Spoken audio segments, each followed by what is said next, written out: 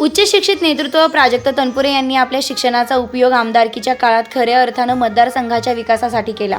पूर्वी शेतकऱ्यांची डीपी जळाल्यानंतर शासनाच्या धोरणामुळे डीपी भरण्याकरिता शेतकऱ्यांना वर्गणी गोळा करावी लागत असे।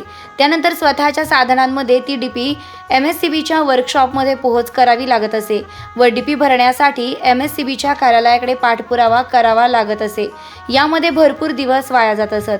त्यामुळे पाणी असताना देखील त्या ठिकाणी डीपी जळाल्याने शेतीसाठी लाईट नसल्याने शेतकऱ्यांच्या पिकाची जळून राख रांगोळी होत असे। दादा आमदार झाले व दादांना ऊर्जा खात्याचे राज्यमंत्रीपद मिळाले। या मंत्रिपदाचा उपयोग त्यांनी आपल्या मतदारसंघातील व मतदारसंघात नसलेल्या राहुरी तालुक्यातील 32 गावातील शेतकऱ्यांसाठी केला।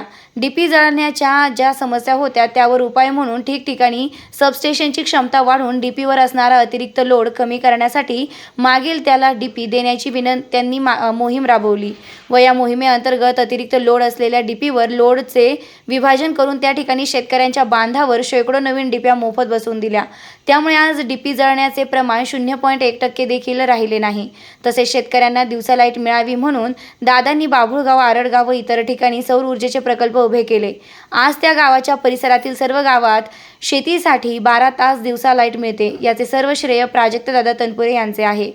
यापुढचे सर्वात मोठे विजन दादांचे होते, पण ते पूर्ण झाले नाही। ते विजन म्हणजे राहुरी बारागाव नांदूर मार्गे वावरत जांभळी राहुरी तालुक्यातील धरणाच्या पाण्यामुळे वावरत जांभळी हा दुर्लक्षित भाग राहिला आहे। या भागाकडे जाण्याकरिता धरणाच्या पाण्यामध्ये पूल बांधून राहुरी बारागाव नांदूर मार्गे वावरत जांभळीकडे जाण्याचा मार्ग तयार करण्यासाठी दादांनी शासनाकडे प्रस्ताव पाठवला होता, परंतु सत्ता बदल झाल्यामुळे हा पूल प्रत्यक्षात होऊ शकला नाही। हा पूल झाला असता तर आपल्या सर्वांना वावरत जांभळीतून पारनेरमधून पुणे रोडला जाता आले असतं। त्यामुळे राहुरी पुणे रोडचं अंतर अंदाजे 40 ते 50 किलोमीटरचं कमी झालं असतं। अशा नेतृत्वाला आपण सर्वांनी पुन्हा एकदा आमदार म्हणून विधानसभेत पाठविले पाहिजे।